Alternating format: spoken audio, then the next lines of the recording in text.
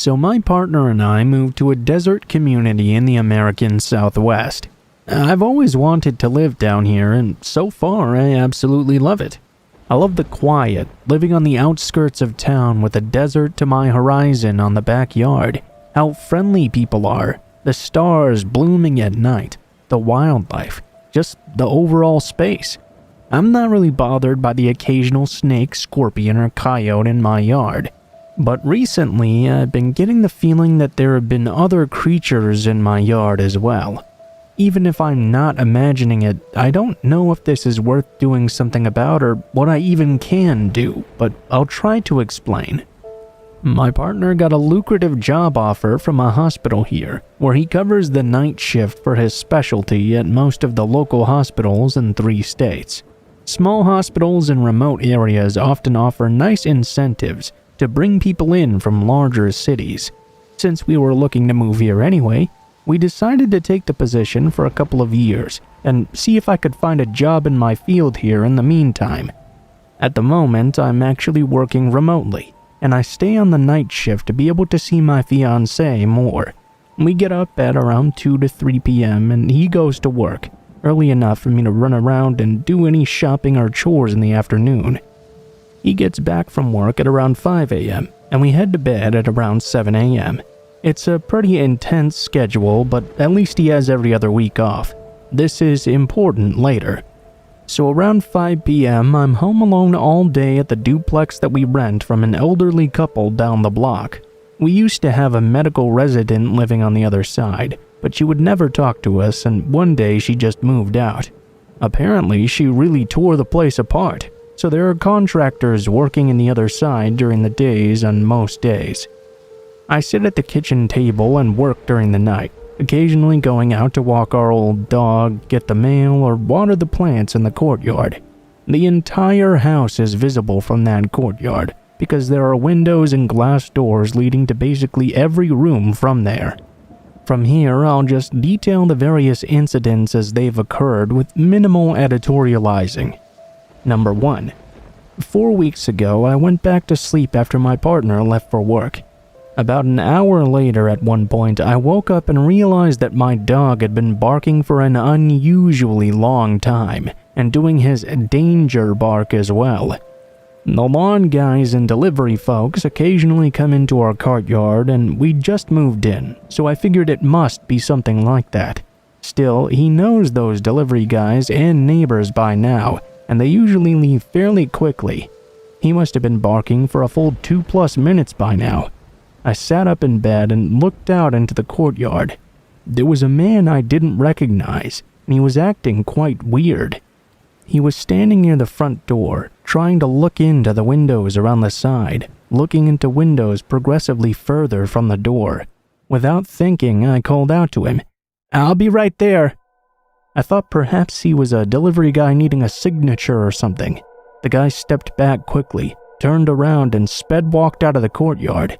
As he did so, he gave me this extremely malevolent stare. I had never quite seen anything like it before. It startled me because he looked right at me dead in the eye through the window and just looked so disgusted and hateful. But during the day, you can't even see through the blinds from the outside. I've checked. So how the hell did he know where I was? I admit, this event freaked me out and may have laid the groundwork for my impressions of the potentially perfectly normal events outlined below. I flash back to this moment regularly for some reason. 2. 3 weeks ago, some strange stuff started to happen. My partner offered to work some extra shifts on what would normally be his week off, so I was home alone even more often. A few times, I would hear what I thought must be one of my elderly neighbors around the side of the house, but when I went to check, there was nobody there. I would start to hear someone walking around the outside at night as well. The area is surrounded by gravel, so unless someone steps slowly, you can hear the things moving around. When I'm laying in bed working on things a few times, I become acutely aware of noise just outside the bedroom window late at night. I started checking the area with a flashlight when I went outside. Sometimes I would hear bipedal footsteps on the roof multiple times during periods where the neighbors confirmed that no contractors were supposed to be up there. often at night. The feeling of being watched a lot at night began as well, and I started leaving the outdoor lights on all night while I'm there, especially in the courtyard. I stopped taking showers alone because I sometimes heard footsteps on the roof when I was in there, and there's a skylight over the shower. I researched, bought, and installed the security system and a couple of cameras in that courtyard. Number 3. 2 weeks ago, this is when things got a bit more serious. I pulled into my parking space and saw one of the elderly neighbors peering into my bedroom window in the afternoon. I greeted him and he said he was going around the side of the house to activate the sprinkler system that happens to have a hub on our property. Unclear if this is related. I put up opaque clings in the windows of the bedroom to block some of the light when we're sleeping during the day. As soon as I did, I stopped feeling being watched from the bedroom window, but began feeling uncomfortable that my view of the courtyard was now obscured. Still though, I felt better for 2 days at least. The next night, I started feeling being watched from the living room windows while I was working though, and eventually the kitchen window specifically. That night, I had a small panic attack and spent a lot of time in bed under the covers with my dog in the room with me. I don't know the source of my discomfort though, and kept telling myself I was just being paranoid. I chalked it up to reading some creepy stuff the week before. I even had to cancel an event because I couldn't sleep because of the extreme anxiety. I talked at length with my partner about getting more cameras, but we didn't have enough money. I was still in denial about the reasons for my discomfort, so I dropped it. I did notice though that stuff in the courtyard seemed to be sometimes moved around, and I watched the camera to figure out that the neighbor woman had done it. Beer cans and some other stuff were found around the property that weren't ours too, but I think it might have been the wind. Things related to our cars and garbage cans started being messed with, but you can see around for miles and there weren't really many people around to do so. I started hearing a tapping on the window too, but I ignored it. 4. Last week, we were traveling for part of the week, and when we got back we were in very good spirits. My partner went right back to work and my nights became more predictable. Feeling good and doing things until a few hours after it gets dark, suddenly feel a bit shitty. Not wanting to do things that put me near the windows, I decide to curl up in bed with my dog in my room and refuse to move until my partner gets home. Well, this happened every night this past week. Finally though, I noticed that for some reason my dog kept staring at the kitchen window with both ears facing toward it, ignoring any commands or questions for long periods of time. My very curious cat repeatedly kept trying to see something outside of it as well during the night. This finally jogged me back to reality, and I realized that this oppressive sensation of being watched every night, starting around 10 p.m. and continuing until dawn, was mostly originating from that kitchen window. Honestly though, the whole house had started to freak me out now. There wasn't anywhere to hide that didn't have windows except the garage or the bathroom. I took my phone and a knife with me everywhere I went from then on. I constantly checked the courtyard because every room had a door leading to it. Tonight I took my dog out, and I heard someone walking towards us from the side of the house. I called out and shone my flashlight over to where I heard it, but it stopped, and when I looked I saw nothing there. Normally I would have gone to investigate, but for some reason I had the strongest feeling that I probably shouldn't. The same thing happened later in the evening too.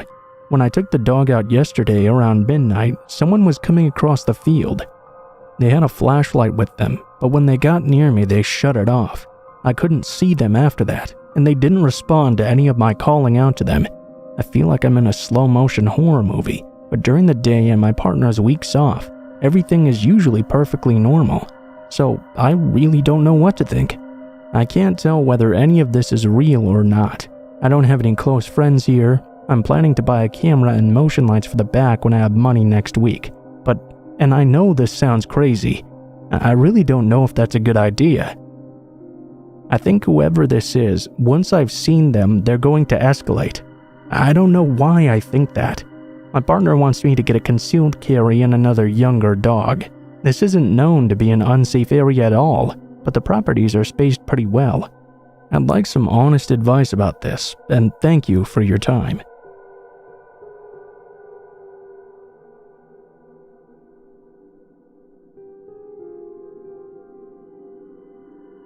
This happened about 15 years ago.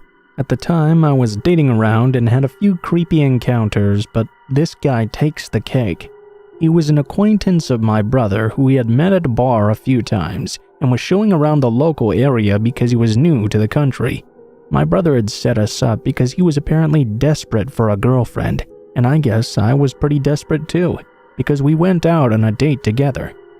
Well, that date ended up being probably the worst first date I've ever been on, perhaps. I showed up to the restaurant we were supposed to be meeting at. He was very late, which wasn't a huge deal though, so I let it slip and we went to sit down. To be quite honest, I knew from the very start that I wasn't really going to be attracted to him, but I thought I should be polite and at least see if we had a nice night before writing him off entirely. He started off politely too, held the door for me, pulled my seat out. It wasn't really anything necessary, but it was a nice gesture anyway. Then, when we were sitting down waiting for someone to come and take our orders, I was reading the menu, and he started talking about how much his fiancée would have liked this place. That took me by surprise, so naturally I asked. He revealed that he had a fiancée before moving over here, but he had just left her to move to another country. I asked why they had broken up, and he said they never really had as such, but he'd gotten fed up over her nagging him about various things, and just moved away one day. Well, call me awkward, but I really didn't know what to say after that revelation, so I changed the subject and started asking him more about himself and where he used to live. He wasn't very forthcoming at all. Eventually, our waiter turned up and started talking to us. To clarify the next part, our waiter was a man of color, and he had an unusual accent for our area as well. My date stared blankly at him for a while, and then turned to me and said, "You understand this guy?" I said that yes, I obviously could understand him before telling the waiter our orders. After he left, my lovely date continued to shock me. I wouldn't normally leave the ordering to the lady, but that brown guy talked really weirdly. I just couldn't get it. Wow, what a way to tell me you're a racist and a sexist in one breath, dude. Again, I was speechless for a few moments before I got really angry with him. I don't remember exactly what I said. It was something along the lines of, "Well, I'm not a lady, so I can order for myself just fine, thanks." Were the racial remarks really necessary? Then he got really annoyed and started arguing with me about being a racist. I pointed out that he wouldn't have met me if he just stuck to people he was used to in his own country. He did calm down a bit then and told me he wouldn't want that because he was so glad he'd met me. Honestly, I found that quite weird considering I didn't see any way to say this date was going well, but he didn't know me very well at all either. I decided since I'd ordered I should stay, get my meal, and at least try to redeem the evening before I left and never had to see this man again. I answered some of his questions about me, basic getting to know me and small talk type stuff. Then he started on about my previous dates, if I was a virgin, whether I would be willing to wait until marriage, then the submissiveness to my husband stuff or not. It was at this point I realized that I was most likely on a date with a religious bigot. Hence all this weird attitude to sexual stuff and other close-minded bullshit. I settled for a "none of your business, I think I'm gonna leave now." I checked the prices on the menu and left money for my half of the food plus a tip on the table, and got up to leave. He told me he didn't see why I was being so unreasonable with him, as though this had been a completely normal date. Then he told me I couldn't expect him to take my money because that was an insult to him. Fine, dude, you want to pay for a meal that's not getting eaten, you go for it. I'm not that mad about spending money that I'll stop you. So I took my money back and stormed straight out.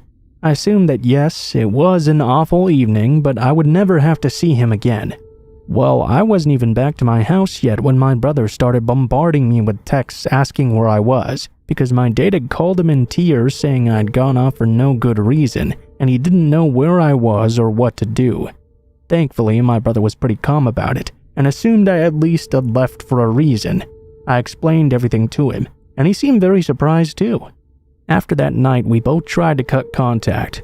My brother stopped meeting up with the guy, and we both blocked the Facebook account we had for him too. My brother also blocked his number, because he would just not stop texting him about me, alternating between really worried about me and saying he hoped I dropped dead.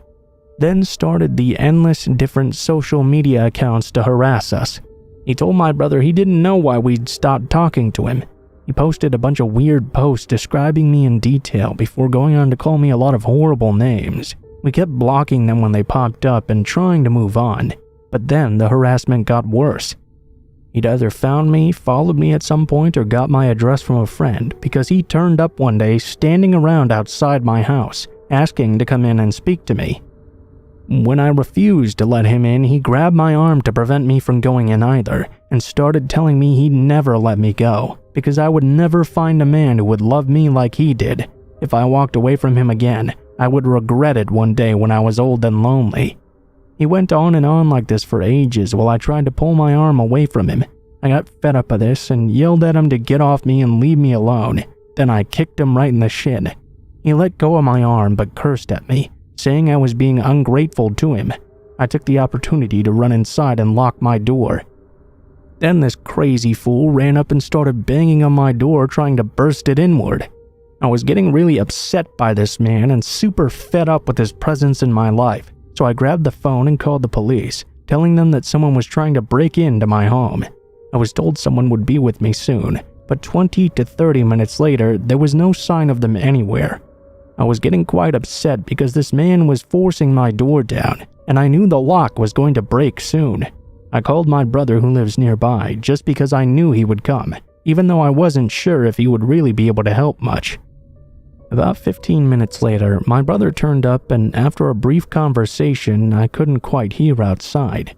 The pressure was gone off the door. I waited a few minutes and then texted my brother to see what was going on, and if it would be alright to look outside now. He didn't reply. The next thing I heard was the police storming up. I went outside to see what was going on. Apparently, after my initial call, they had received another call from a neighbor, saying there were two men fighting on my lawn. I guess this was my brother and the guy, since my brother looked completely out of breath and pretty shaken up, and the guy wasn't around anymore. My brother explained to the police that he had been trying to stop the man getting into my house when the man had sucker punched him. I told my side of the story, and some of my other neighbors were asked about what they had seen. They were able to tell them about his attempts to get in. Plus, there were marks on the outer side of the door where he had been repeatedly trying to break it. The police went to look for him, and a few weeks afterward I was called and told they thought they had found him.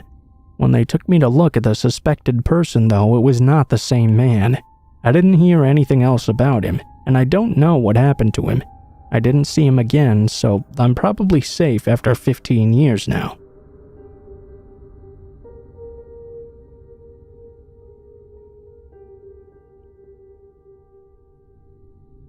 This happened to me in high school, when I was in 11th grade. I was about 16 years old. The street I lived on was in New York City, and it was a pretty small street, so you can hear anything that happens at each end of it. You can hear the kids laughing, kids falling off their bikes, etc. This is an important detail for the story. Another important detail is the house I lived in only had one front entrance to get in. The front entrance had two doors, a screen door, which was the first thing an outsider would see when they approached my house, and a wooden door. Both had locks, so no one could just open the screen door unless they had a key with them. I note this due to all the videos I watched online of people just yanking screen doors open. I was living alone for a month, and honestly, it was pretty fun and mundane. My parents were living in California at that time due to work. One day, while I was on my computer doing something, there were these long, strong knocks at the screen door. I left my room and approached the front wooden door cautiously. I am an easily anxious person, and it does not help that I kept watching true crime documentary videos. The person on the other side of my door knocked on the screen door again. I peered through the peephole of the wooden door and could see this white middle-aged dude just standing there, moving his head side to side. His body was doing these little jumpy movements people do when they're standing and waiting. I decided to open the wooden door just a little bit, thinking the front screen door was going to protect me anyway. "What's wrong?" I asked him. The guy instantly responded, "There's been a car crash. Please come out here and help me. I think a kid that was riding his bike just got run over." "Where's the car crash?" I asked. The guy responded, It's down the street, over here." He pointed to one end of the street. Remember how I said the street was small and I could hear anything? Even a kid falling off his bike? I was sure as hell I would have been able to hear a fucking car crash. The second he said that, my guard immediately went up because I was quite scared. I was also really pissed off for some reason.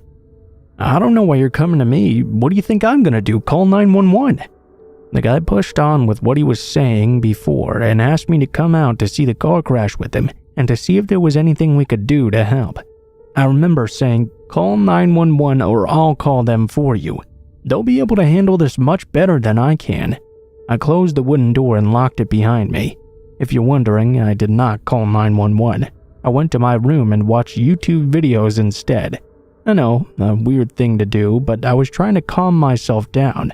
My heart was beating so fast in my chest. I kept looking at the time. I forgot what specific time it was, but I remember it being in the afternoon. The sky was bright blue at least. I waited for a few hours. When I was sure the guy would be gone, I went back to the front entrance and opened the wooden door, made sure no one was there. Then I opened the screen door to see this car crash at the end of the street. Why did I do this? I wanted to truly make sure there was nothing that had happened. I know I said I would have heard it, but I wanted to make sure just in case I was ignoring an actual thing that I just happened to somehow not hear. There was nothing there though. No kid, no crashed car, not even any debris. Just the usual street end that I was used to. At that time, I felt an immense sense of relief. It's only a few years later when I thought about this moment again and realized that guy had some malicious intention for me. Good thing I kept myself level-headed and realized there was no way there could have been a crash without me hearing. God knows what the fuck could have happened.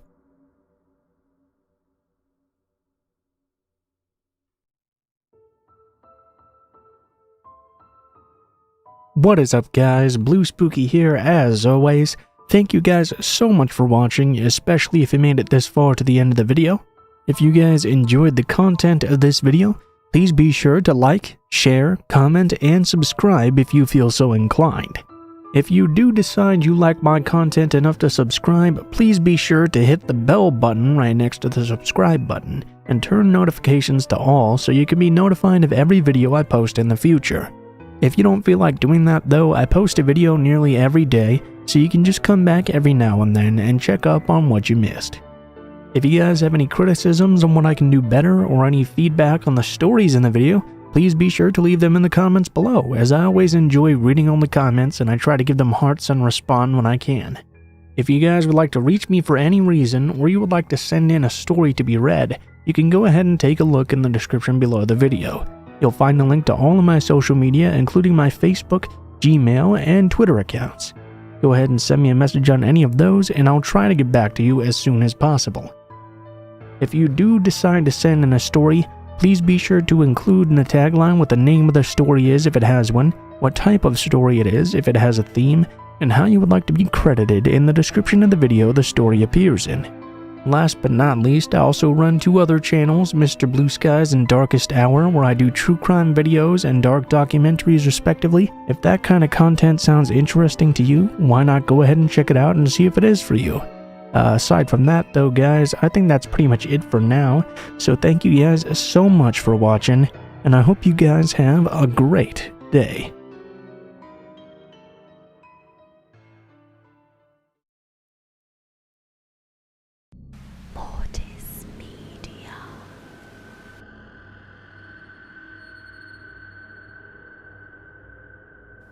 Good evening all, and welcome.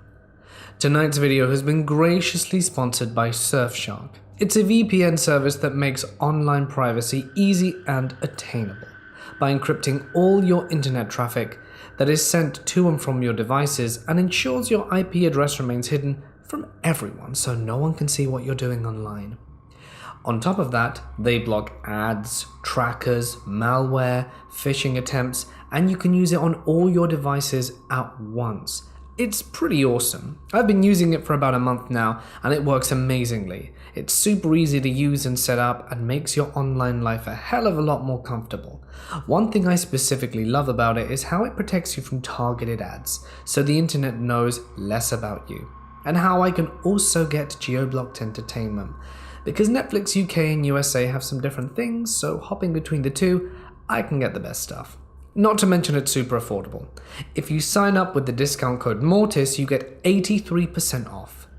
There's a link at the top of the description if you would like to check it out for yourself. I really do recommend it.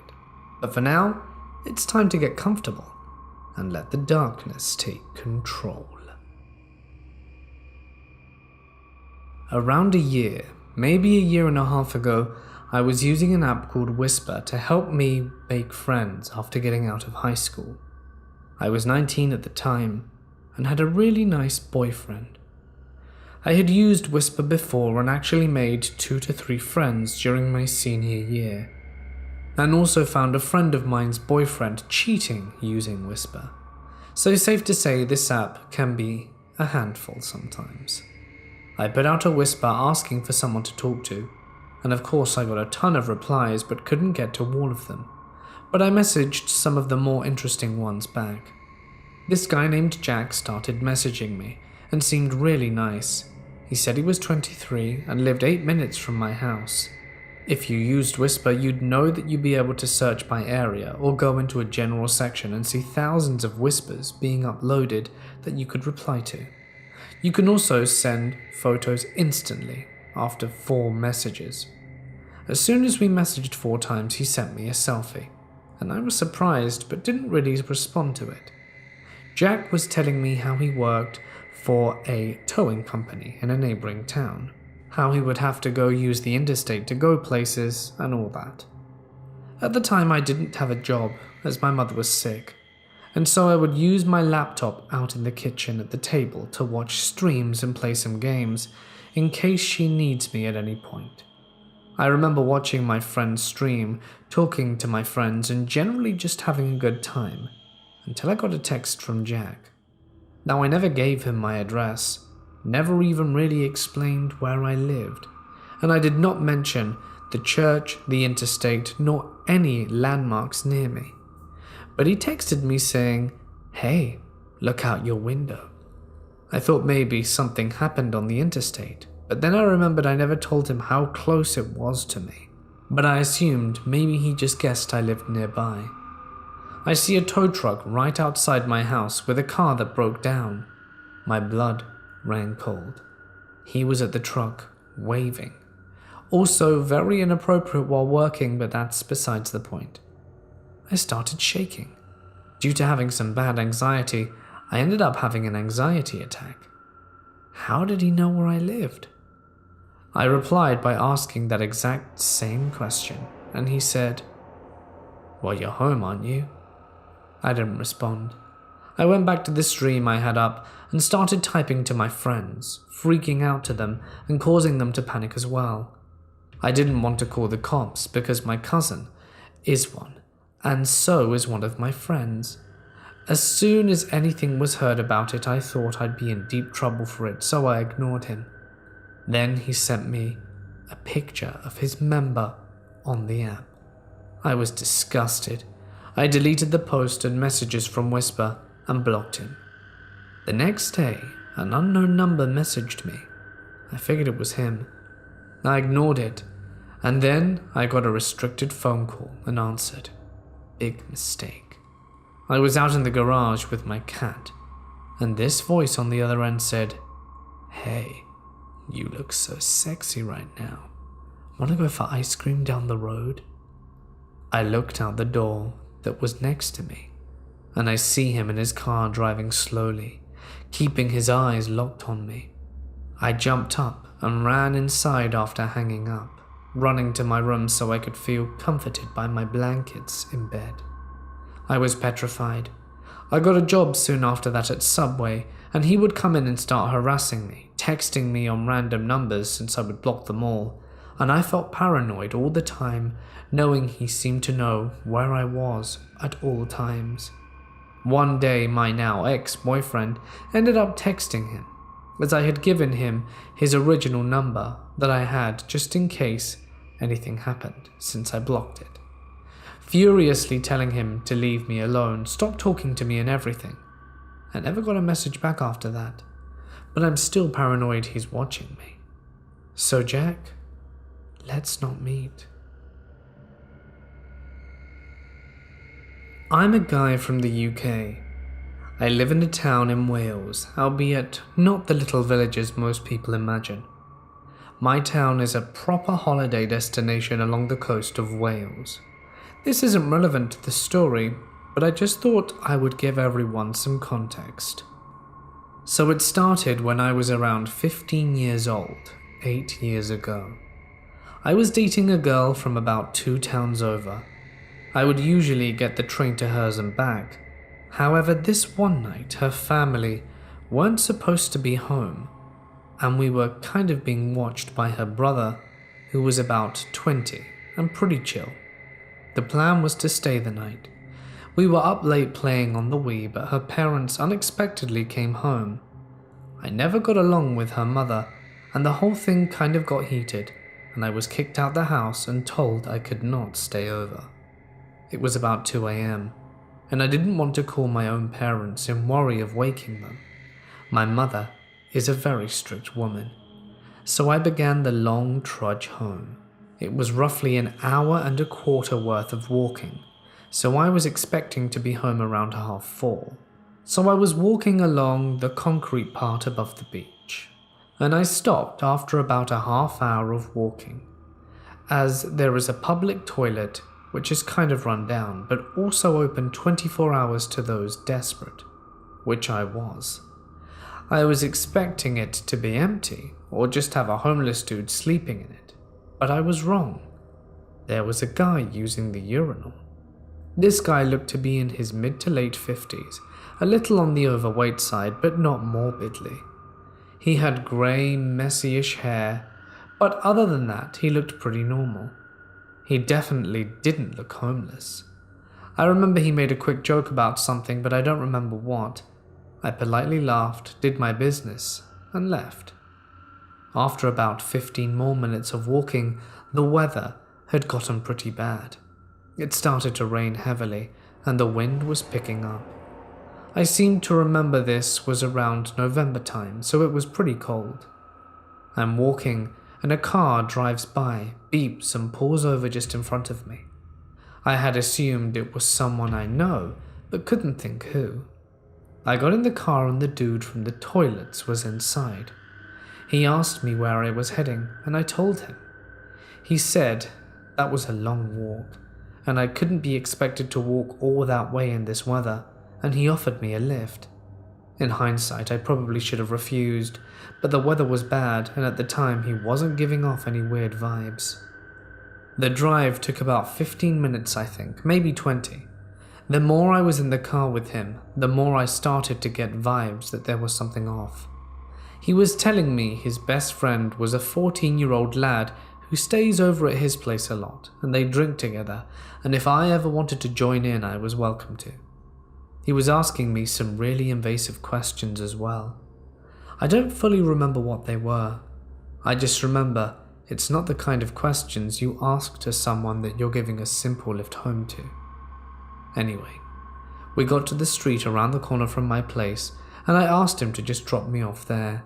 I told him my house wasn't accessible by the road, and that I would just walk the rest of the way home. He gave me his number and told him to ring him when I got back to my house safely, as he wanted to make sure I got home okay. I asked him what his name was. At this point he knew my full name, and he just said, Pete. Pete what? My phone wants a surname. He wouldn't tell me. He just kept saying, just Pete. I later found out that Pete was a fake name too. Anyway, I got into my house and texted him just to let him know I was home safe. It was probably a bad decision, but back then I was full of bad decisions.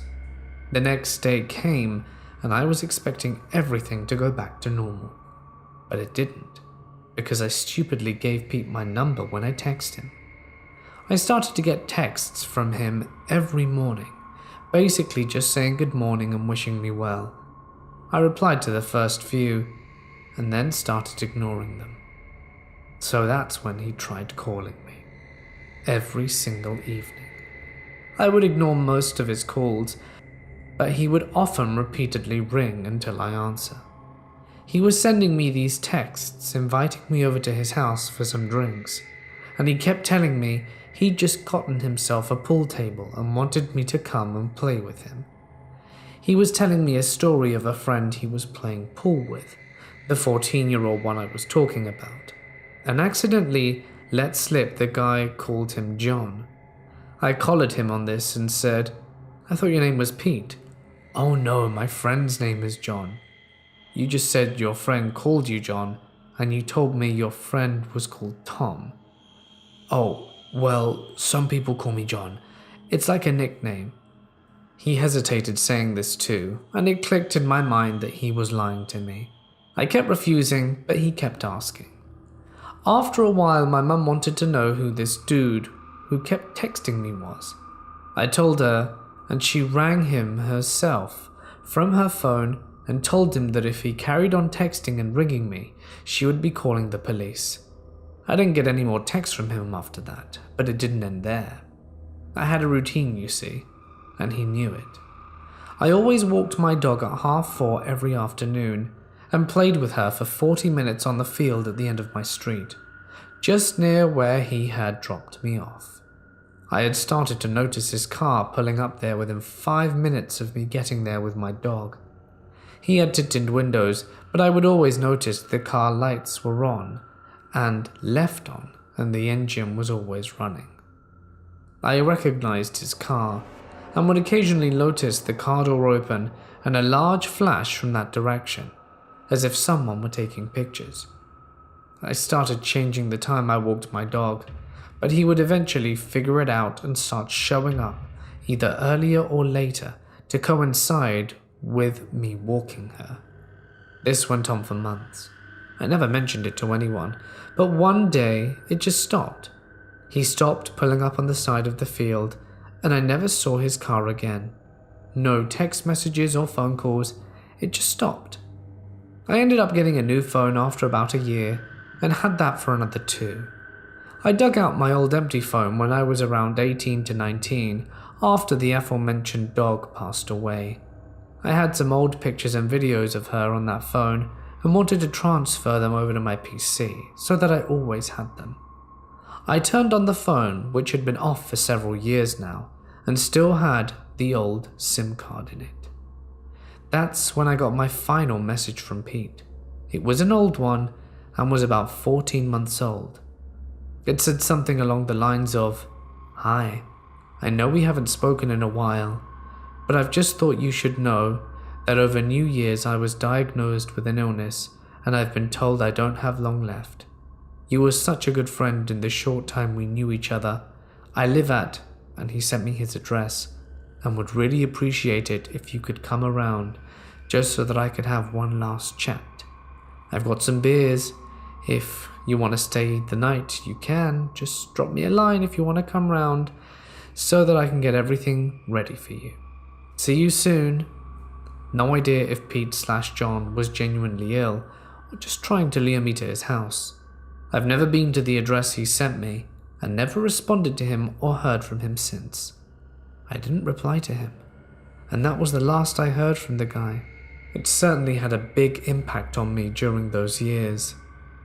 I don't know if he's gone, but I do know I never would want to meet him again. This story starts around the fall of 2017. I was walking back down to work from lunch when I passed this girl and noticed she got up and began to walk behind me. She took a different route and didn't follow me, and a few days later it happened again, but this time she was following me. I assumed she wasn't following me at the time because where my office building is situated, you have to go up a set of stairs and pass a few other buildings, and she did not follow me into my building. After a while, I noticed we took the same train home. A lot of the time she would be watching me. When we made eye contact, she'd look away. Then she'd continue looking when she thought I wasn't looking. There's a Whole Foods across from my office. I went there for lunch a few times during the week. I started seeing this girl sitting in the window for lunch. and she would almost always get up as soon as I left and walked the way I did. Around this time, I began seeing her more frequently. During lunchtime or when I got the metro, she was almost always there. After a few months of this, I started noticing that she would get off at the same station as me sometimes. Sometimes she would walk the same way as me. Once I got to my place, she would always pass but never followed me up to the entrance. During this time, I started receiving phone calls at work from random phone numbers that, at the time, I assumed were spam. There would either be silence on the end or the person would hang up immediately. I also started receiving fake Facebook requests from people I already knew or were already on my friends list. December of 2017 comes by. By this time, I'm not going to Whole Foods as often. If she gets off at the same station as me, I go into a restaurant or go shopping for groceries before I go home. Around this time, an old friend I went to high school with contacts me, kind of out the blue. She said she wanted to follow me on Instagram. We texted a few times and I accepted her follow request. She contacts me again about a month later from a different number, but this time she's texting me frequently. I'm talking about every day/every other day. I'm not one to be mean or show when I'm annoyed too often, but after months of this, when she starts asking me if she's texting me too frequently, I don't hesitate to tell her that she could lay off a bit. She stops for a week or so, then begins texting me frequently again. This whole ordeal should have sent up red flags for several reasons. During this time, she would ask me so many random questions, like when you would do when you're trying to get to know someone. She would ask for selfies, which I declined to as I don't like taking pictures of myself, and I would tell her that there are plenty of pictures of me on Facebook. She would ask what I'm doing on the weekends and the names of my friends on occasion, which I wouldn't tell her because I thought it was weird that she'd want to know my friends' names. I only sent her a couple of videos of fun things I'd do, but that was it. August 2018 rolls around. I'm still seeing Creepy Girl everywhere during the week. I get pulled into my boss's office, and he says that a few co-workers received fake screenshots from Facebook of me talking badly about them. Now, I've never posted on Facebook and would never talk crap about my co-workers on social media.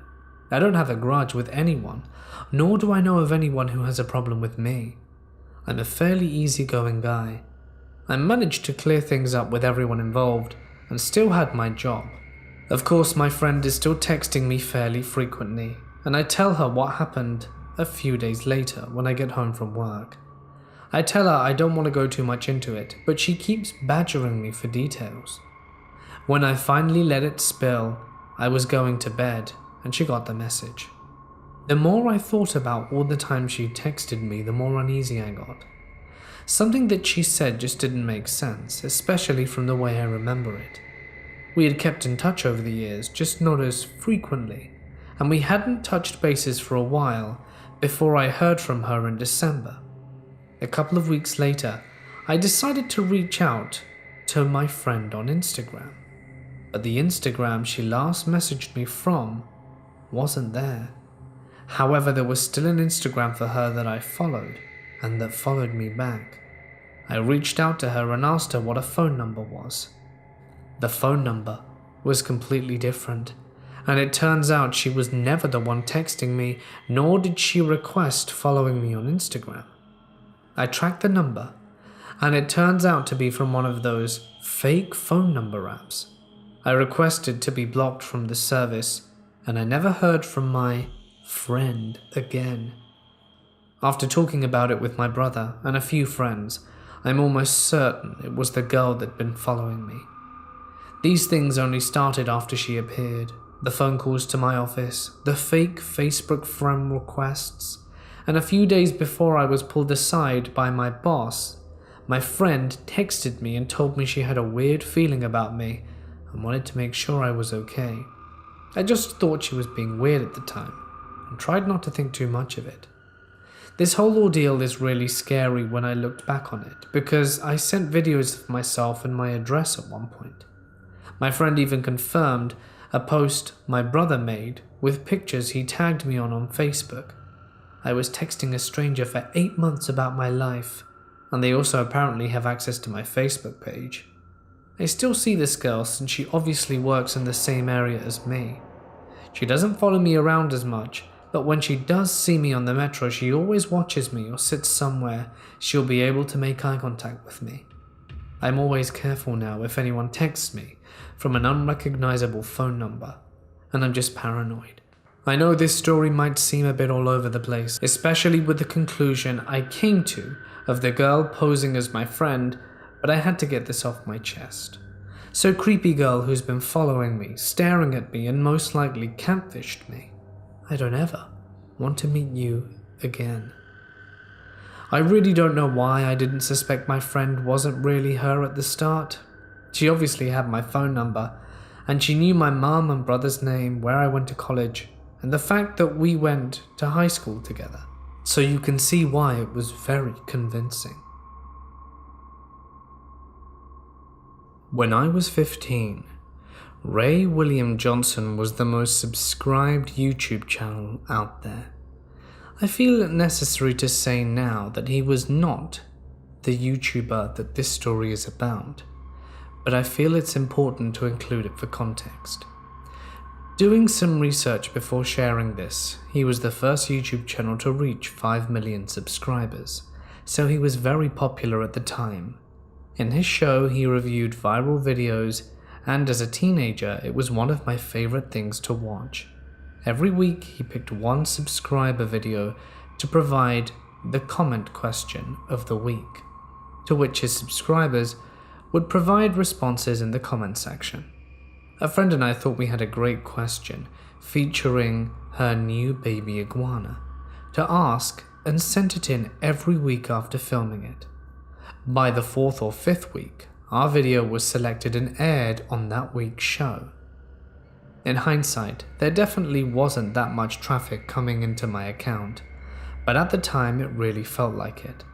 I had 30-some messages in my message box at the time, and quite a few comments on the original video.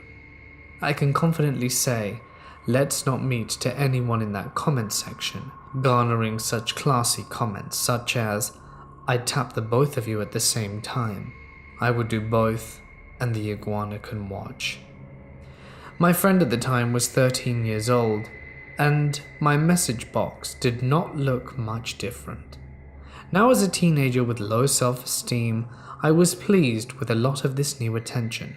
I was actually taking the time to respond to a lot of my messages, ignoring the disgusting ones, and thanking people for congratulating me on getting picked, and occasionally starting up a conversation with some internet strangers.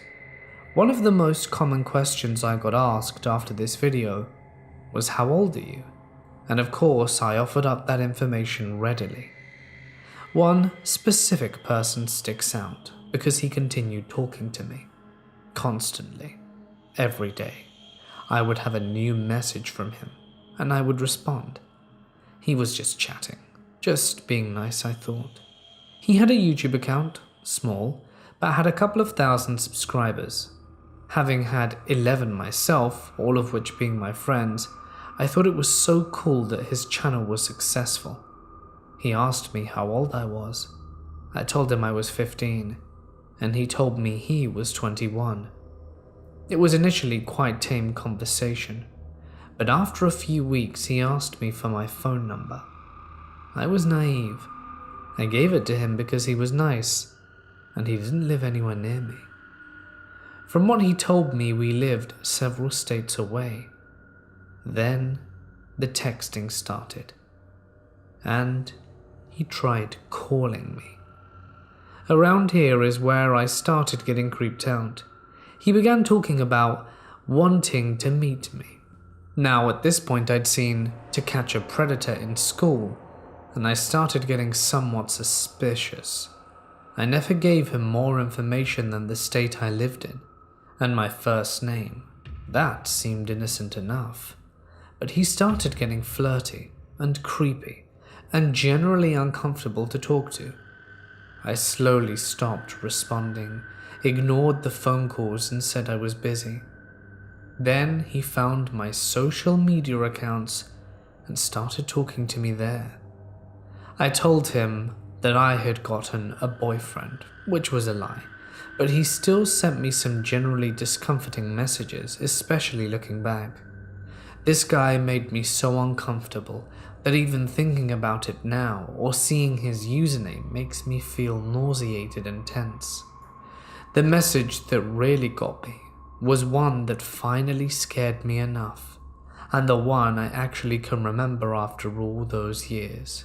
It said, "I'm coming to Ohio, and I'm gonna find you. And when I do, I'm gonna hug you so hard I'm gonna squeeze until your eyes pop out your little head." Smiley face. I never told my parents, but I was lucky enough to be able to get my phone number changed. I started getting paranoid that he would find me, checking the locks, closing the curtains. I removed him from some social media, changed my username and display names to make myself harder to find, because, I was a teenager and my priorities were to be in contact with my actual friends at all times. Surprisingly, it got quiet for a while, and slowly I gained some feelings of safety back. I actually even started a new YouTube channel at the recommendation of some friends and started putting myself out there again, doing more media productions which I love, and garnering a small following of about 1,200 strangers. A few years down the road, I was starting freshman year of college. I had just turned 18, and wouldn't you know, he found me again. He followed me on all my social media, sent me messages again, and posted some comments on my old YouTube channel all at once. I felt sick. I remembered all the creepy messages and unsettling feelings, and just general breathlessness I had when he started telling me he would find me and that he was coming for me. I had a brief panic attack before swiftly blocking him on everything. My profile pictures were me at my new college, wearing the gear and everything. I would have been significantly easier to find now, and I knew that. I hardly made any friends that first year of college. I didn't leave my room much after that happened, and I never went to parties. I scarcely made any friends, and every so often I remember the experience and get sick. This is one of those times. I've since graduated. I've moved far away with my boyfriend. I still check my locks and curtains aggressively every night, sometimes 3 to 4 times a night, even if I'm sure I've done it. What I'll never understand is how a grown man at 21 would be interested in a 15-year-old girl, and especially still be interested after several years. The entire memory repulses me. He still posts to that YouTube channel, and all I can think about is how he tried to get me when I was a minor. He was a predator. He took away my sense of safety, and up to this point he's certainly on my top 10 people with whom I wish to never have an encounter with again. I'm a woman in my early 20s who had, at the time, long, bright pink hair all the way down my back. Because of this, I'm very easy to spot in crowds and from afar. My best friend and I were traveling the French and Italian Riviera. Before going, my overly protective parents had been ranting about Taken, the movie, which only seemed laughable to me. We had been traveling for 6 days at that point, exploring Monaco, Menton, and Ventimiglia by foot. We had mostly had an amazing journey. The creepiest things we had encountered were so far catcallers and men that both looked and acted like they had never seen a woman before. But it was all fine. The thing that happened on our last night, however, really shook us to the core, given how we had just let our guard down since the city of Menton had turned out to feel so safe. It felt like this event came completely out of nowhere. The false confidence that made us feel like we could deal with anything could have really put us in danger that night. So to begin, the evening went like it had since we arrived. After adventuring all morning and then slacking at the beach all afternoon, we had made ourselves pretty and presentable again to have a little dinner by the beach promenade. After some cocktails and wine, we were both pretty buzzed, and we had agreed that the first thing we would order at the wine bar we were planning on going to next would be a big bottle of water to share. We had been going to this wine bar for 3 nights in a row. It was situated in one of the busier and more touristy streets, where most shops were kept open till midnight. We walked there from the promenade giggling and having a great time as usual. After being greeted by the server, who was happy to see us again, we got ourselves seats at a table outside of the bar facing the busy street, where we could enjoy the late evening breeze as well as people watch. We were pretty used to men staring at us at that point, both young and old.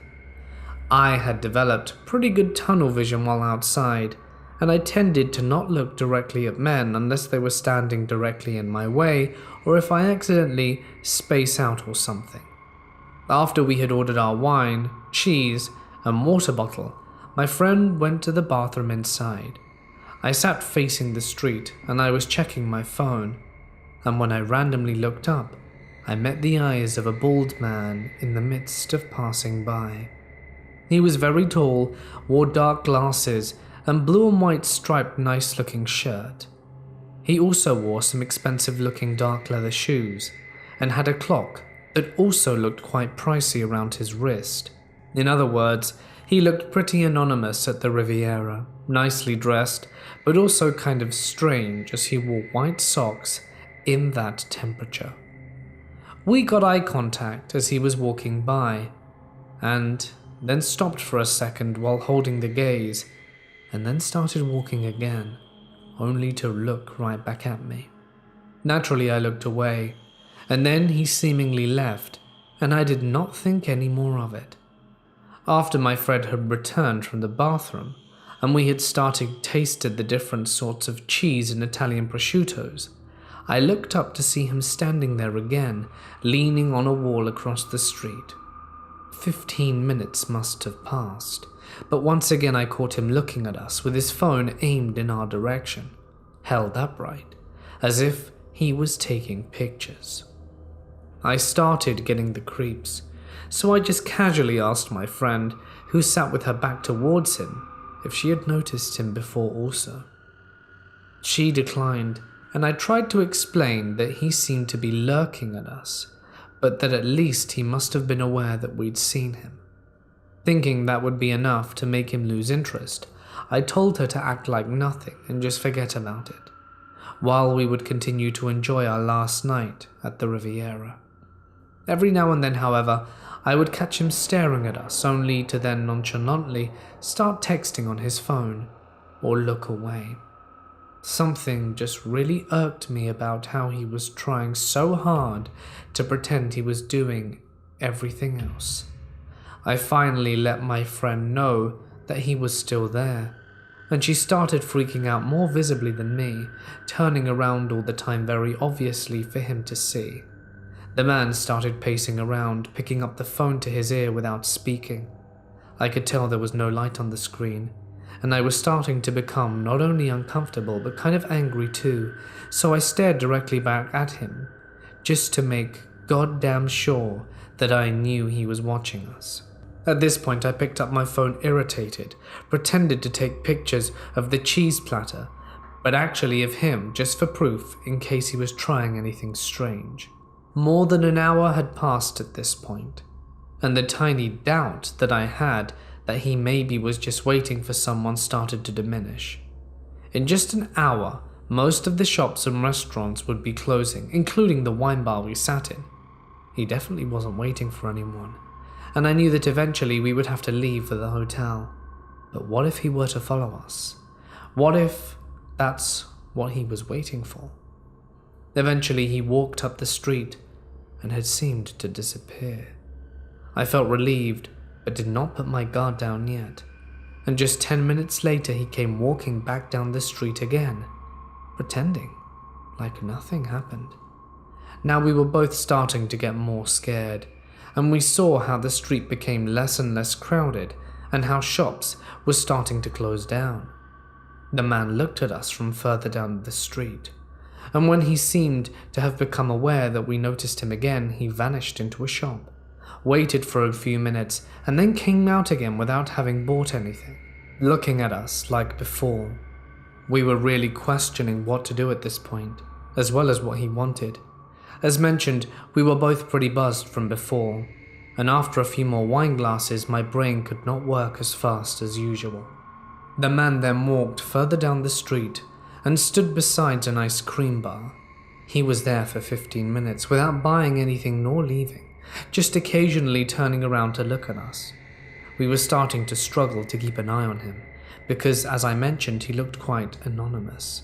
Me, on the other hand, with my long, bright pink hair, made me only the more visible. Me and my friends started wondering if we should talk to someone, like the lady in the bar, but feared we would just sound paranoid and weird.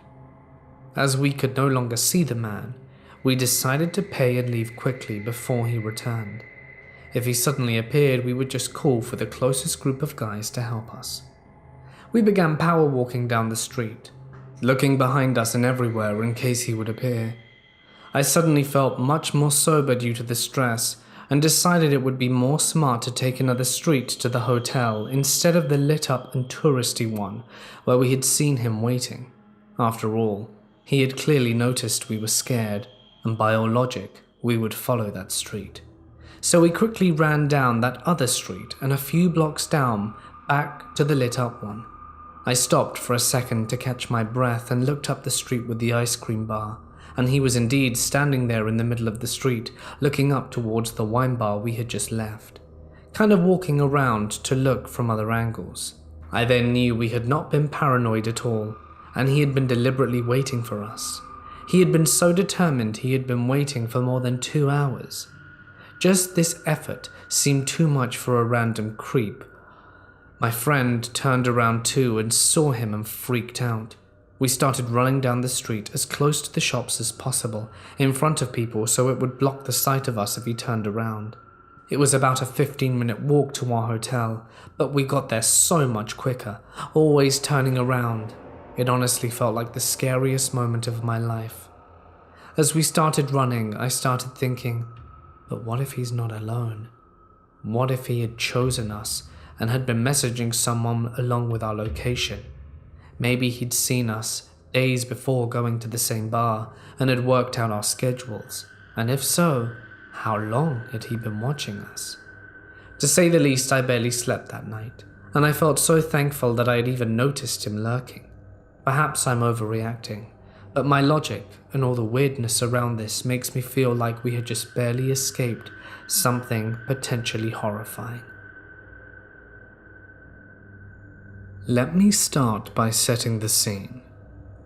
On December 3rd, 2014, my birthday, I'm preparing to leave my office to begin my birthday celebrations when I get called into my boss's office. Chris, I'm sorry to tell you this, on this day especially, but business is bad and we're gonna have to let you go.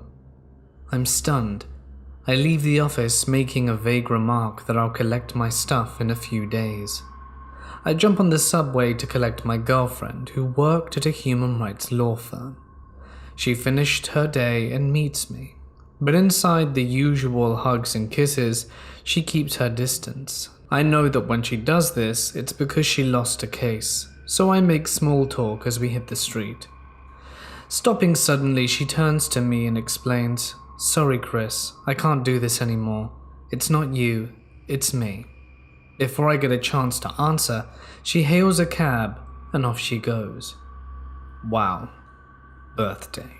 No job, no love of my life, all in the space of 2 hours. This situation needs alcohol, and badly. I reached the bar where I was meeting my friends for my birthday celebration. I got drunk very quickly. Copious amounts of red wine, chased with beer and shots. I argued with everyone, insulted a few, and was politely asked to leave by a steroid-infused doorman. I found myself in the middle of London at midnight, staggering home. By 2 a.m. I reached halfway to my house when my phone buzzed. A withheld number. In my self-pitied filled state, I thought it was my girlfriend. "Darling?" "I ain't your darling, you scumbag." I stood there, looking at my phone. "Who is this?" "You'll find out soon enough." I cursed and staggered another 90 minutes home. My legs had had enough. I hit the floor and almost crawled into bed and passed out. The next afternoon I woke up, remembered in fits and starts what had happened. I got really angry, then began the process of finding a new job and extracting my belongings from my old job and my ex-girlfriend. Then just before midnight my phone rings, another withheld number. Amanda?" "This isn't her, scumbag." "Who is this?" "You'll know soon enough." I work as a salesman in technology, raising money for startups, so I have a wide and deep network, but I'm also very private. I have a small family and few trusted friends. I rang around and asked if anyone was getting calls. No one. This was the start of a very exhausting 6 weeks. The calls would come in at night, sometimes early evening, sometimes early morning. I would answer the ones in the evening, as a lot of my contacts and clients used withheld numbers. The ones in the morning would just go to voicemail. At first it was the same few words, the word scumbag, a few cusses added for good measure, and the voice was male, but sometimes a female would be first and then it would be passed to the male. I recorded the voicemails and played them at the local police, but as there was no direct threat, or I could not identify the person, sadly, there was very little that they could do. Eventually things came to a head when I started getting emails. "Watch out for LinkedIn contact info, folks," stating in graphic detail what they were going to do to me. This time the police could do a bit more about their tracing, but they couldn't find a location in the UK. The scum were using anonymous email tech. Finally one evening, in the middle of snow-filled January at about 8:34 in the evening, the phone rings, another withheld number, and I answer as I'm waiting for clients to confirm a new assignment. "Hello, scumbag. Did you get the emails?" "Yeah, I did." And I think you really should quit while you're ahead." I spoke very calmly. "Hey, scumbag, I ain't finished with you yet." I cut my stalker off and explained clearly. "Listen, my soon-to-be spending his short-assed life in an unbelievably incredible amount of pain. Let me tell you what's gonna happen now.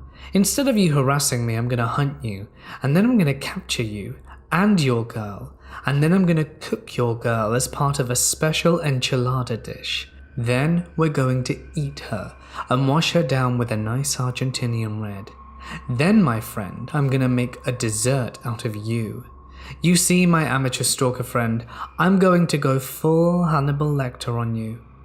Now, the only way to stop these culinary adventures of mine is to stop your ramblings right now.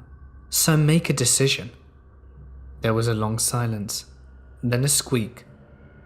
"Sorry." And then the line cut. I haven't heard from my would-be stalker friend in a long time. Love to have you over for dinner. I'll even provide the wine. In any case, let's not meet. Hey guys, it's Mort here and thank you so much for listening. I do hope that you enjoyed tonight's tales. Certainly an interesting bunch. Be sure to be safe out there and not let a stalker ruin your life. Maybe even take steps like our final story to try and outdo them. In any case, you know what to do if you enjoyed tonight's video. Also, we hit 3,000 followers on Twitter and Instagram. Hooray! We actually went a bit over on Instagram. I think you guys must use that more. So thank you for that. So we're gonna do the winning in 2 videos. I think what we'll do I've been trying to think the best way to do this. I was going to say everyone leave their Twitter handle or Instagram handle as a comment, but then I realized that if you did that and you didn't want to share it, you know, then people might be like, oh no, I don't want random strangers following me. So yeah, there's that. So I'm kind of in between that or just someone leaving a comment, but then I run the risk of the person who leaves the comment, if they win, because I'd have to ask them what their handles are, they can just quickly follow me, and it's like they've never really entered anyway. So between those two, I honestly and genuinely think the most sensible and fair way would probably be to just everyone comment their handle down below, and if they really don't feel comfortable when the competition's over, they can just go back and delete their comment. I'd really appreciate your input on this. Tell me what you think down below if you think that's a good idea. I think it's probably the fairest way. We do that probably in 2 videos time, just to give you enough time to prepare, I suppose. And we'll have the competition open for 2-3 days, just in case you don't watch that frequently. And yeah, then 2 winners are selected, which I'll screen record who won and post it in the intro, just so you can see and it's fair. And yeah, then I'll get in touch with whoever won and we can get prizes sent out. And now that we've hit 3,000, it's time to hit 4. And I think to make it even sweeter, we'll have 4 winners. 4 winners. I think that'd be fair. So yeah, let me know what you guys think. Thank you everyone for watching the video. Sorry for the long competition explanation rambling. And if you do need a VPN, really, this VPN Surfshark is really good. I do recommend it. Alright then guys, well for now it's time for me to sign off.